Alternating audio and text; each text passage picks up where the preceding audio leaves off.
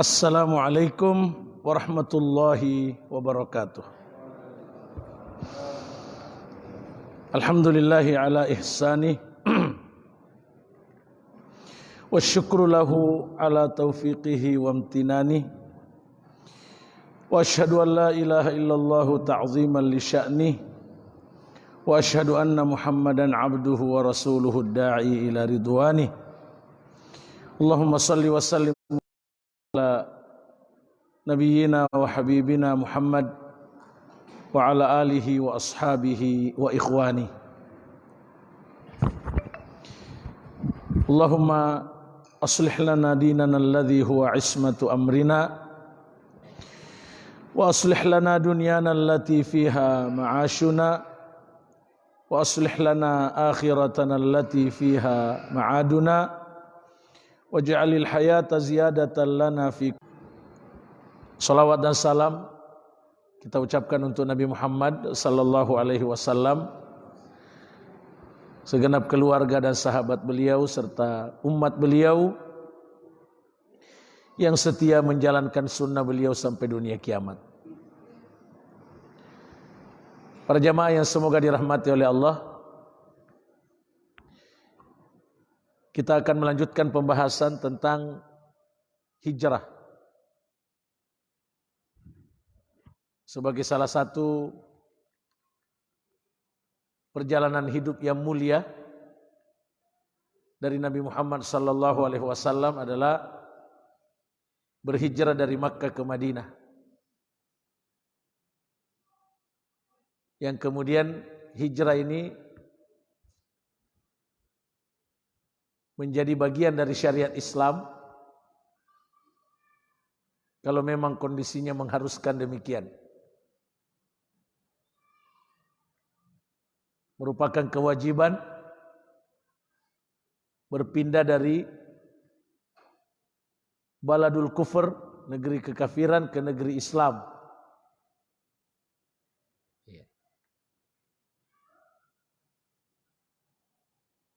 Pada kajian yang lalu saya telah menjelaskan dua ayat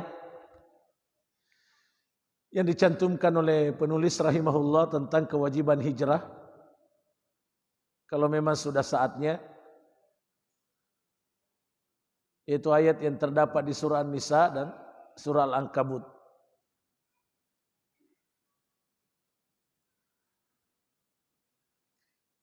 Bahwa orang yang tidak mau berhijrah dinilai oleh Allah menzalimi dirinya karena rela ditindas oleh orang kafir sehingga tidak bisa memperbaiki caranya beriman sampai mati. Itu diancam dengan neraka jahanam. Kecuali orang lemah dari kalangan laki-laki, wanita, anak-anak yang memang tidak tahu bagaimana caranya untuk bisa hijrah, tidak tahu jalan menuju ke tempat hijrah. Itu yang dimaafkan oleh Allah karena Allah Maha Pemaaf lagi Maha Pengampun.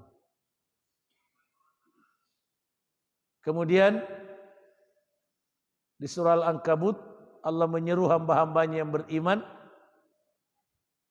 ya ibadiyalladzina amanu inna ardi wasi'ah. Wahai hamba-hambaku yang beriman, sesungguhnya bumiku itu luas. Fa iyaya fa'budun, maka hanya kepadakulah kamu sekalian menyembah, beribadah. Artinya bumi Allah luas, jadi kalau tidak bisa beribadah di satu tempat, banyak halangan, banyak gangguan yang menyulitkan, pindah. Hijrah ke bumi Allah yang lain yang luas, yang lebih memungkinkan untuk beribadah dengan benar kepadanya.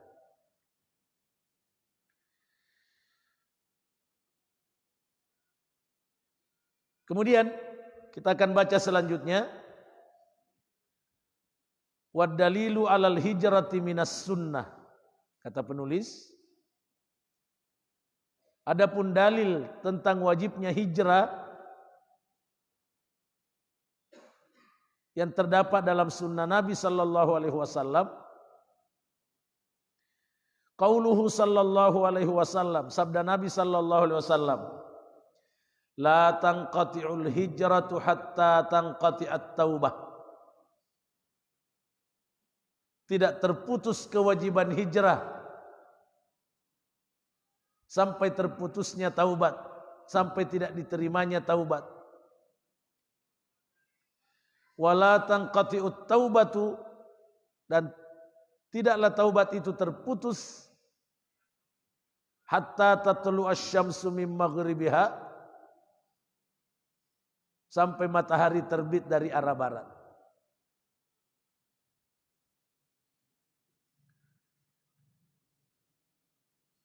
Ada beberapa poin yang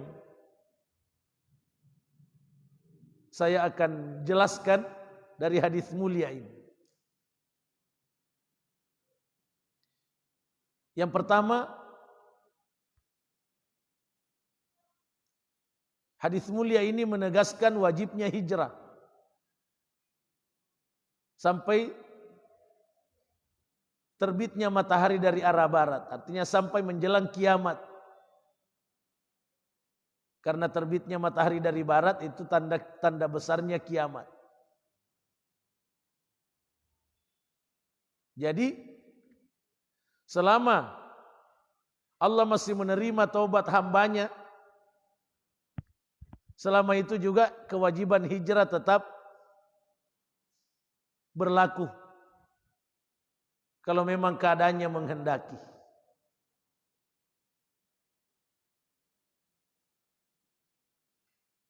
Nah, ini perlu dipertemukan dengan hadis lain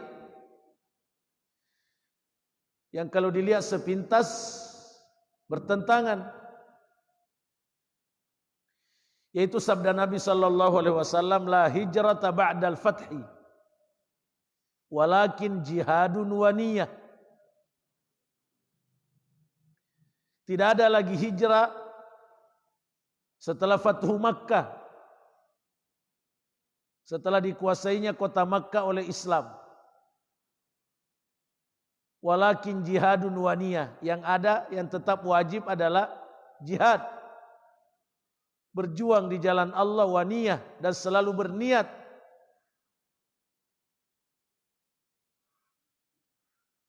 untuk berbuat baik dengan ikhlas. Nah, hadis ini tidak bertentangan dengan hadis yang kita baca di sini. Karena yang dimaksud oleh Nabi SAW tidak ada lagi hijrah setelah Fathu Makkah ialah tidak ada lagi hijrah dari Makkah ke Madinah waktu itu. Dan sampai sekarang orang pindah dari Makkah ke Madinah tidak disebut lagi hijrah. Tidak dapat lagi pahala hijrah. Dan tidak berdosa lagi kalau tidak pindah dari Mekah ke Madinah. Kenapa? Karena Makkah sudah negara Islam. Sejak terjadinya Fathu Makkah. Sementara tujuan wajibnya hijrah adalah dari negeri kafir ke negeri Muslim. Waktu Makkah belum dikuasai oleh umat Islam, berstatus negeri kafir. Dan umat Islam yang ada di Makkah tidak bisa berislam dengan sebenarnya sebaiknya. Ditindas. Maka wajiblah hijrah ke Madinah. Madinah juga sudah kondusif. Memang sudah betul-betul negara Islam. Oleh karena itu tidak ada lagi hijrah dari Mekah ke Madinah. Sudah bebas orang bolak-balik Mekah Madinah, mau tinggal di mana saja. Tidak ada lagi dosa kalau tidak mau berpindah umpamanya dari Mekah ke Madinah. Adapun selebihnya, selama masih ada negeri kufur dan ada negeri Muslim, Sementara orang Islam tidak bisa menjalankan keislamannya dengan baik di negeri kufur, kewajiban hijrah ini tetap berlangsung. Ini yang disebut la tanqati'ul hijrah hatta tanqati'at taubah. Berarti tidak bertentangan antara dua hadis ini. Seperti itu para jamaah sekalian. Ini perlunya orang belajar. Ya hanya satu hadis yang kita baca terus menolak hadis yang lain, menolak kalau ada pendapat lain yang ada juga dalilnya yang lain. Nah, itu.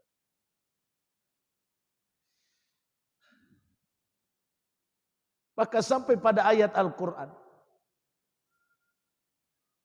kita yakin tidak ada ayat Al-Quran yang bertentangan satu dengan yang lain.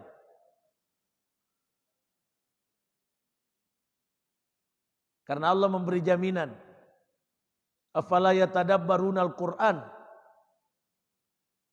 Mengapa manusia tidak mentadabburi Al-Qur'an?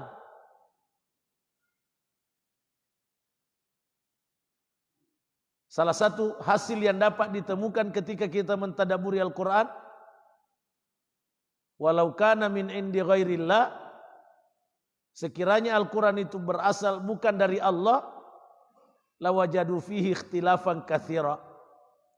Sungguh mereka akan mendapatkan pertentangan yang banyak di dalam Al-Quran.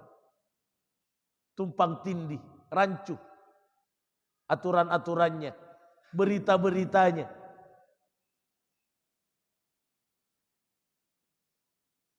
Nah, tapi kalau dibaca saja sepintas, dibaca saja terjemahannya sepintas, ada beberapa ayat yang kita temukan bertentangan deh. Tetapi kalau dilakukan tadabbur, atau para ulama kita telah melakukan tadabbur yang mendalam, ternyata semua bisa dipertemukan. Tidak ada satu ayat pun yang bertentangan satu dengan yang lain. Tidak ada.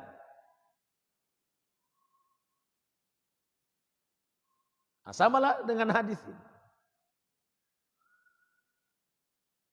Ada hadis mengatakan tidak ada hijrah setelah Fathu Makkah lagi. Terus hadis ini la tanqatiul hijratu hatta tanqatiyat taubah. Kalau orang tidak belajar, mana benar ini? Padahal benar dua-dua. Bisa dipertemukan bahwa pernyataan Nabi tidak ada hijrah dari Mekah ke Madinah itu berlaku untuk dua kota suci itu. Karena dua-duanya sudah negeri Islam. Adapun la tanqatiul hijratu hatta tanqati'at taubah berlaku untuk umat Islam secara umum di luar kota Makkah dan Madinah. Kalau berada di negeri kufur dan tidak kondusif keislamannya di sana, harus pindah, hijrah ke negeri muslim yang lebih menjamin keislaman. Itu tetap wajib sampai terbitnya matahari dari arah barat. Maka terpakailah dua-dua hadis ini. Ini biasa ada orang bertengkar tidak habis-habisnya. Tidak bisa menerima perbedaan-perbedaan pendapat karena masing-masing bertahan pada dalil yang dia tahu dan tidak mau tahu dalil yang dipegang oleh orang lain. Nah, sini perlunya kita menambah pelajaran. Baik. Yang kedua, dalam hadis mulia ini Nabi sallallahu alaihi wasallam mengkorelasikan antara hijrah dan taubat.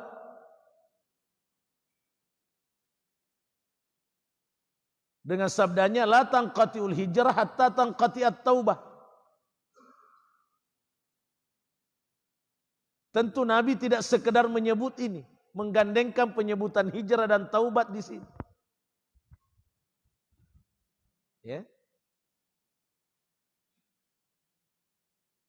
Mengapa Nabi SAW tidak langsung umpamanya menyebut bahwa la tanqatiul hijratu hatta taqumas sa'ah.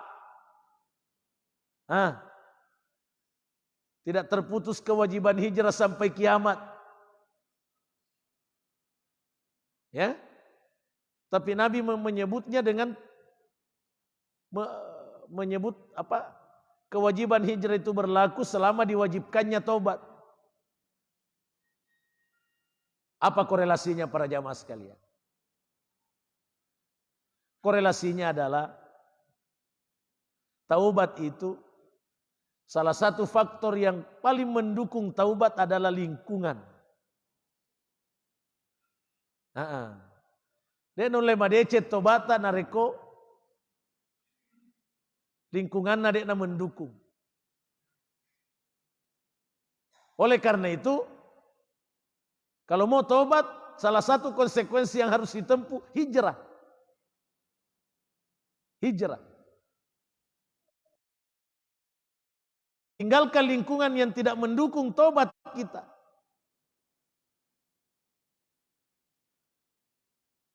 Termasuk hijrah teman, hijrah sahabat. Ya toh?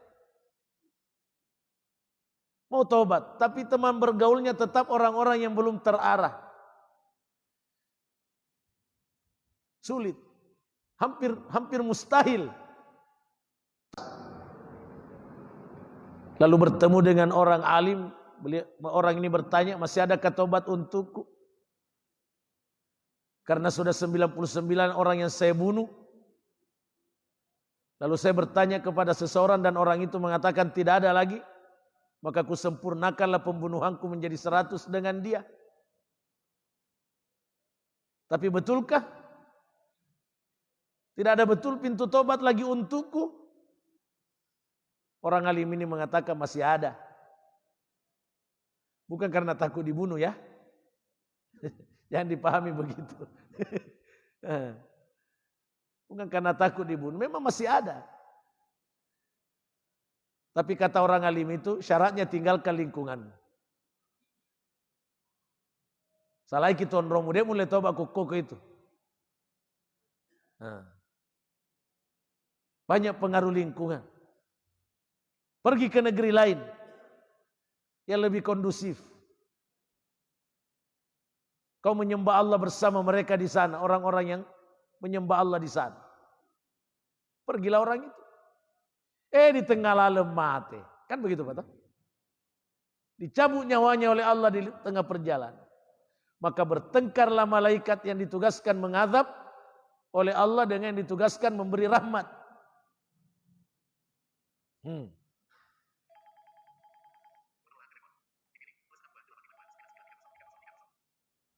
Malaikat pembawa rahmat mengatakan, ini bagianku.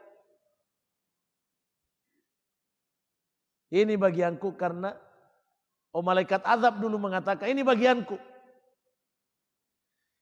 Karena belum ada yang dia kerja. Baru dalam perjalanan. Menuju ke tempat yang dia mau sungguh-sungguh bertobat. Sementara masa lalunya hancur berantakan. Ini harus diazab. Namun malaikat yang membawa rahmat mengatakan, tidak saudara, ini bagianku. Ini orang dirahmati oleh Allah, diampuni oleh Allah. Betul belum ada yang dia lakukan, tapi dia sudah memperlihatkan kesungguhan. Dengan niat yang tulus ikhlas, tidak tanggung-tanggung mau tobat. Akhirnya kata Nabi sallallahu alaihi wasallam, Allah mengutus malaikat yang lain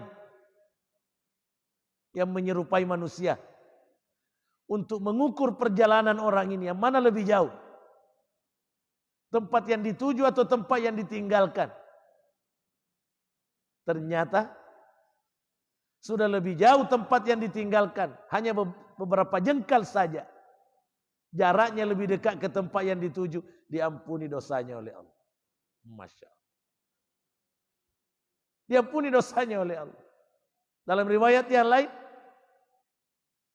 Allah memerintahkan agar tempat yang dituju mendekat sedikit. Masya Allah. Mendekat sedikit. Agar lebih dekat kepada orang yang mau bertobat itu. Dalam riwayat yang lain, Allah menonjolkan dadanya orang ini. Membusuk sedikit lebih dekat kepada tempat yang dituju. Begitu maha pengampunnya Allah subhanahu wa ta'ala. Coba. Ini hadis sahih, bukan dongeng. Ya. Bisa dijumpai di Riyadhus Shalihin pasal taubat. Jadi, begitulah para jamaah. Hijrah dan taubat itu sangat erat korelasinya. Karena itu Nabi menjadikan diterimanya taubat atau terputusnya taubat dijadikan perbandingan terputusnya kewajiban hijrah. Karena memang erat sekali kaitannya antara taubat dan hijrah. Di antaranya itu tadi, faktor lingkungan. Makanya kalau saudara-saudara kita banyak sekarang populer ya, istilah hijrah ini. Bahkan ada komunitasnya ya. Sangat baik. Tinggal bagaimana hijrah ini dipertahankan dan ditingkatkan. Betul-betul membentuk lingkungan. Persahabatan, as-suhbah as-salihah. Bukan berarti putus sama sekali dengan semua orang, tapi tidak boleh lagi sering-sering nongkrong. Hijrah minabilan dirinya, tapi masih tetap lebih banyak waktunya dengan orang-orang yang belum terarah. Biar sudah diazan. Biar sudah diazan tetap nongkrong-nongkrong. Katanya saya sudah hijrah. Hijrah apa? Ada tolok berjamaah itu. Itu. Di warkop di mana? Kalau hijrah serius. Termasuk serius menghindari pengaruh lingkungan. Tobat. Sungguh-sungguh tobat. Yang ketiga, di sini Nabi SAW menyebut tertutupnya kewajiban hijrah ketika tertutupnya pintu tobat. Kapan? Ketika matahari terbit dari arah barat. Ini memberi pelajaran kepada kita bahwa jangan kita menutup pintu tobat untuk diri kita dan untuk orang lain. Jangan kita memvonis diri kita apalagi orang lain. Bahwa tidak mungkin lagi diterima tobatnya ini orang. Kalau begini nakalnya begini apa, jangan ditutup. Karena Allah nanti menutup pintu tobatnya kepada hambanya kalau sudah terbit matahari dari arah barat. Dalam hadis yang lain, pada saat sakaratul maut, nafasnya sudah naik di kerongkongan, barulah tobatnya tertutup. Selama dia masih hidup, jangan. Tetap kasih harapan.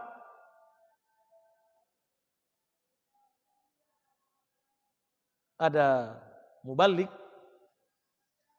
ada juga jamaah senang mendengar dakwah-dakwah vonis. Ya Pak ya?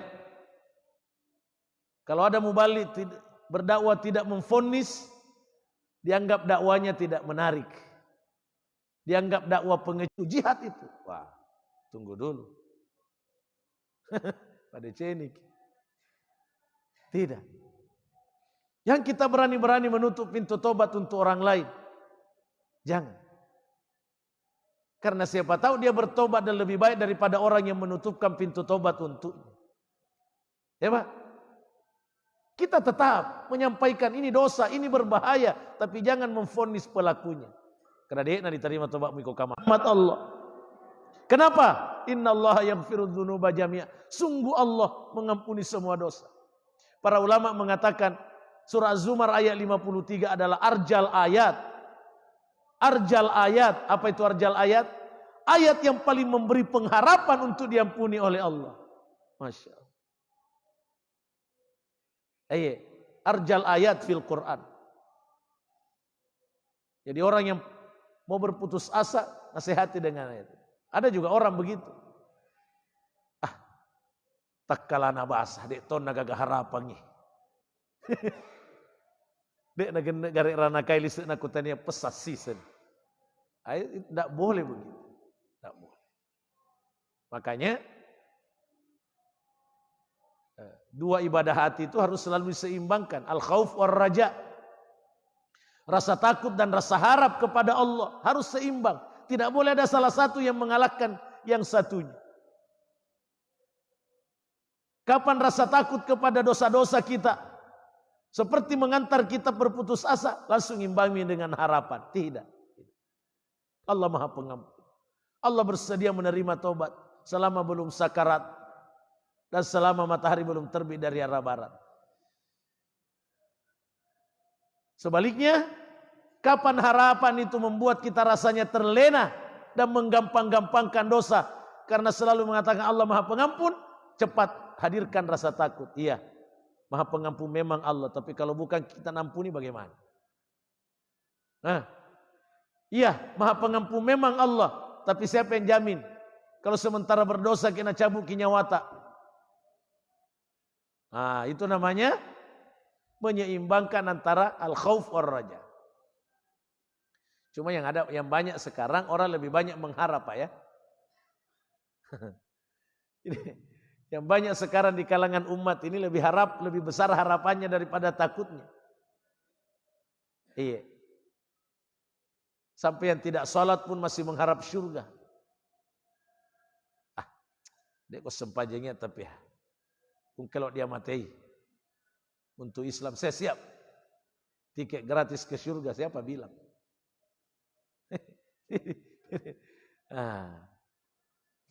Jadi tidak boleh menutup pintu taubat untuk diri dan untuk orang lain. Jangan.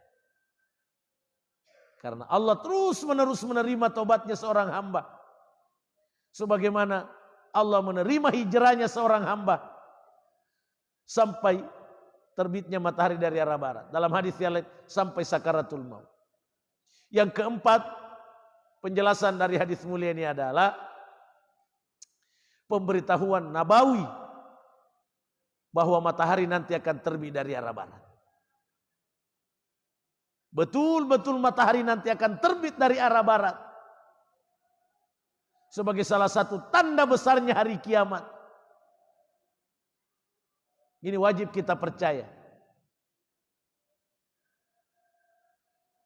Dan pada saat itu tidak perlu lagi ada dakwah, tidak perlu lagi ada pengajian. Serentak orang-orang kafir mengaku beriman, tapi ditolak iman.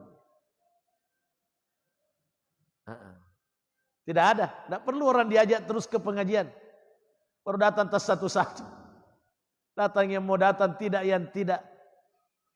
Langsung seketika. Orang masuk mesti semua. Tetapi pada saat itu Allah menutup pintu taubat.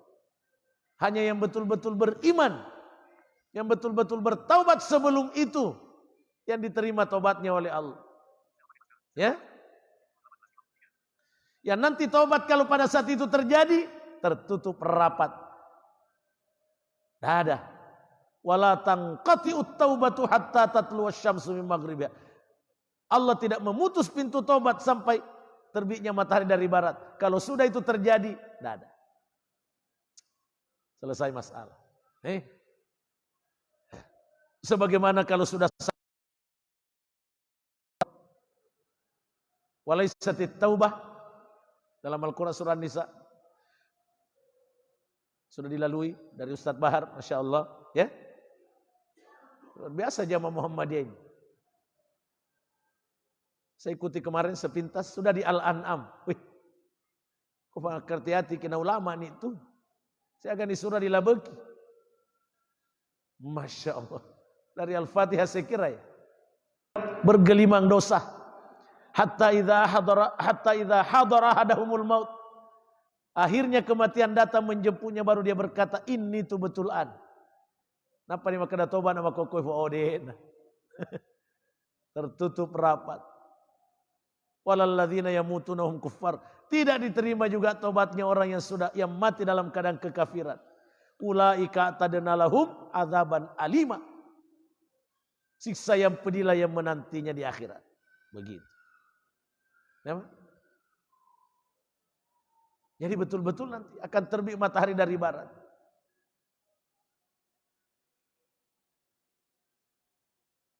Yang terakhir penjelasan dari hadis mulia ini adalah jangan menunda tobat. Taruhlah kalau matahari terbit dari arah barat, mungkin masih agak lama. Sekarang berduka, ada santrinya wafat, masih remaja. Bukan karena sakit, tapi karena tenggelam. Coba lihat. Ya dia sengya mateng, dia kan. Iga narapi giliran nariup ini puang Allah Ta'ala, temak keda malasa, temak keda macingka. Tajengeng. Kalau sudah lewat masa muda, sudah meniti masa tua, satu saja. Tinggal satu waktu yang ditunggu. Coba kita renungkan ini. Agar kita tidak main-main. Memperbaiki diri. Termasuk memperbaiki keluarga. Ku anfusakum wa ahlikum nara. Jangan menunda tobat. Maksimalkan nasihat, pendidikan terhadap istri, keluarga kita, anak cucu kita. Siapa yang menjadi tanggungan kita? Hari ngeramannya. Pintu tobat memang masih terbuka. Tapi ada waktunya ditutup. Matahari terbit dari barat. Oke lah kalau dibayangkan masih agak lama. Allahu alam. Tetapi yang namanya sakaratul maut mengintai setiap hari. Bahkan setiap menit kita diincar oleh sakaratul maut. Tidakkah demikian? Apa alasan untuk menutup? Untuk selalu menunda tobat? Apa alasan untuk mau bermain-main dengan tobat? Jangan. Itu penjelasan dari hadis mulia ini. La tanqati'ul hijratu hatta tanqati'at taubah wa la tanqati'ut taubatu hatta tatlu asy-syamsu min maghribiha. Kemudian penulis selanjutnya menjelaskan perjalanan hidup Nabi SAW. Falamma istaqarra bil Madinah. Maka ketika beliau sudah menetap di Madinah, sudah sampai di Madinah dalam perjalanan hijrah, ya, diterima oleh kaum Ansar bersama para sahabat Muhajirin. Kita baca-baca sejarah hijrahnya Nabi sangat mengharukan.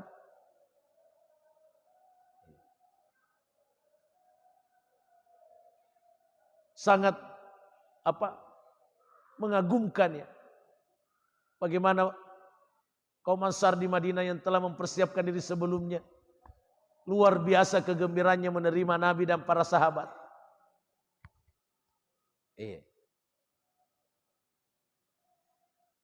Namun beliau tidak menjelaskan secara terperinci di sini. Inti-intinya saja.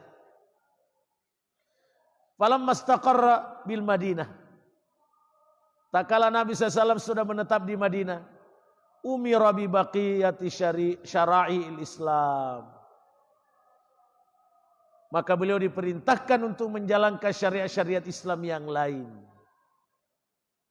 Artinya, waktu beliau di Makkah, tauhid saja.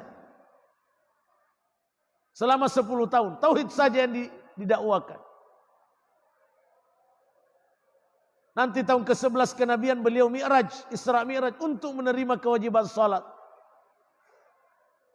Hanya syariat salat yang turun di Makkah setelah tauhid. Nanti beliau berpindah ke Madinah.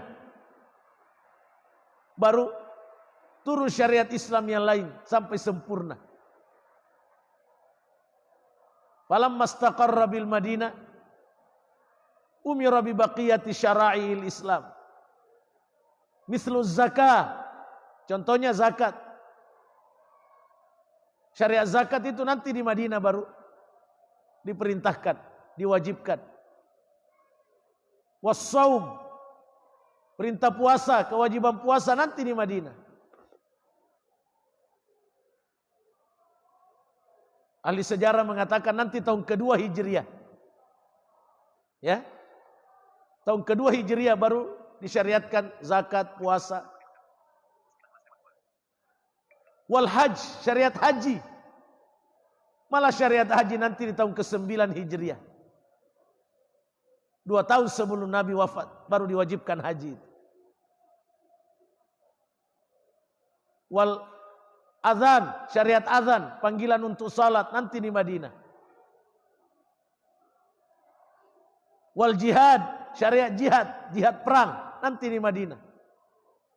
Wal amri bil ma'rufi wan nahi 'anil munkar, syariat amar ma'ruf nahi munkar nanti di Madinah semua. Wa ghairi dzalika min syara'iil Islam, dan semua syariat Islam sampai sempurnanya nanti di Madinah semua turun. Di Makkah baru tauhid dan salat. Nah, perlu kita ketahui bahwa pensyariatan Islam ini yang dari Makkah ke Madinah ini memberikan beberapa faedah, pelajaran kepada kita. Yang pertama, keislaman ini mesti dibangun dari pondasi tauhid. Pondasi tauhid kemudian salat. Ini yang paling prioritas, tauhid kemudian salat. Jangan sampai yang dua ini diabaikan lalu kita mau menegakkan Islam. Tidak bisa. Memang sekarang ajaran Islam sudah sempurna, akan tetapi tetap ada skala prioritas. Tetap ada skala prioritas. Dan kalau kita merenungkan kenyataan umat kita dewasa ini, yang skala prioritas itu tidak mendapat perhatian. Iya. Langsung. Mau menegakkan syariat-syariat Islam yang disyariatkan oleh Allah di belakangan. Sementara yang menjadi pondasinya, yang menjadi pilar-pilar utamanya malah tidak mendapat perhatian. Tauhid tidak mendapat perhatian. Bahkan ada yang bilang bahaya. Bahaya kalau umat dibahas tentang tauhid, dilarang melakukan kemusyrikan. Nanti tidak mau ikut, nanti tidak mau mendukung. Nanti kita tidak dikasih suara. Ya nanti kita berkuasa baru dibabat itu. Wallahu a'lam. Tapi kalau yang kita pahami, paling tidak yang saya pahami dari penjenjangan syariat Islam, ada skala prioritas. Tanpa mengabaikan yang lain. Kalau semua syariat Islam tidak ada yang boleh diabaikan, maka yang paling prioritas lebih tidak boleh lagi diabaikan. Jangan selalu bilang, jangan ada syariat Islam diabaikan. Tapi justru dia mengabaikan yang paling penting. Nah inilah yang perlu kita belajar. Bagaimana? Itu pelajaran yang pertama. Pelajaran yang kedua, jangan sampai ada syariat Islam yang terlalu diprioritaskan, padahal yang lebih penting tidak. Satu contoh Pak, itu ibadah haji nanti di tahun ke-9 Hijriah diwajibkan. Sementara banyak orang naik haji tidak salat. Waduh. Bukan salatnya yang penting, yang penting ada nama hajinya. Gimana caranya? Haji tidak puasa, berarti tidak ada halangannya. Sudah haji tapi memusyrik.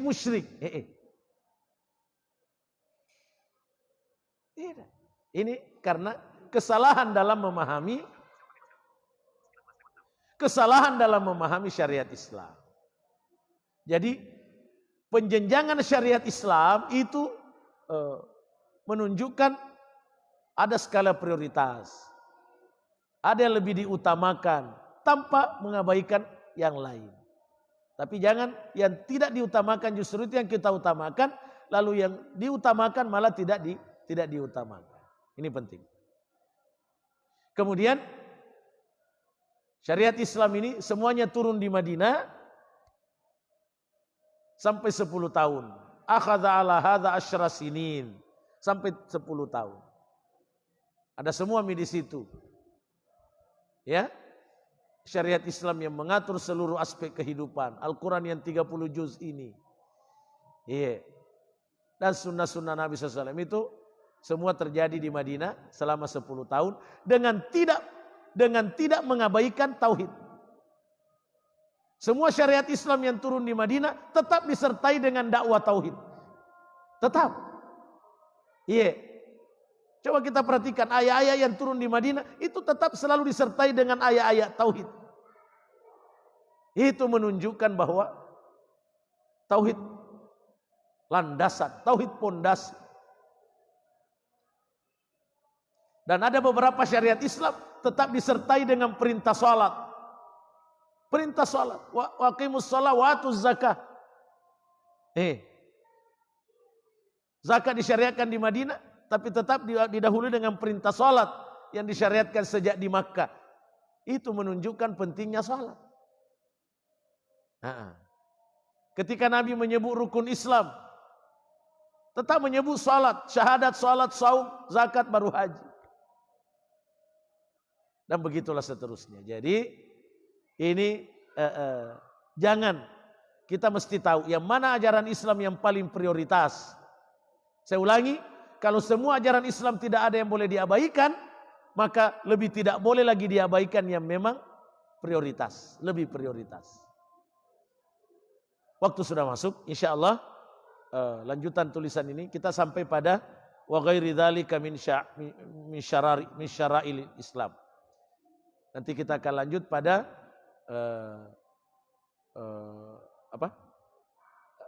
kita sudah sampai pada akhadha ala hadza asyra sinin wa tuwfiya Rasulullah sallallahu alaihi wasallam. Kita akan bahas bahwa sesudah 10 tahun Nabi di Madinah beliau wafat. Beliau wafat. Insyaallah pada pengajian yang akan datang. Mudah-mudahan pelajaran kita ini bermanfaat, diberkahi oleh Allah, kita bisa amalkan dalam kehidupan sehari-hari kita agar keimanan kita semakin meningkat untuk diridhai dan dirahmati oleh Allah tabaraka wa taala. Aqulu qouli hadza wa astaghfirullah li wa lakum. Subhanakallahumma wa bihamdik asyhadu an la ilaha illa anta astaghfiruka wa atubu ilaik. Wassalamualaikum warahmatullahi wabarakatuh.